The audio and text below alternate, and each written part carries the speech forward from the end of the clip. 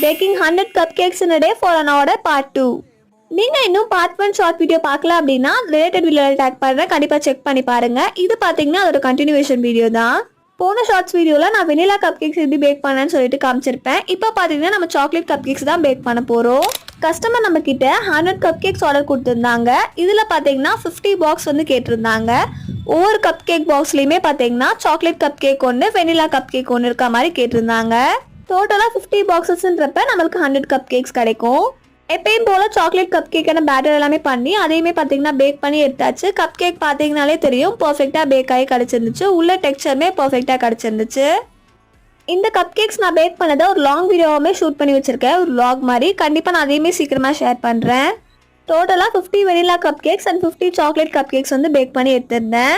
இதை நான் எப்படி பேக் பண்ணி சென்ட் பண்ணுறது எல்லாமே நான் நெக்ஸ்ட் ஷார்ட் வீடியோவில் சொல்கிறேன். அதெல்லாமே பார்க்கணும் அப்படின்னா கண்டிப்பாக சப்ஸ்கிரைப் பண்ணிக்கோங்க.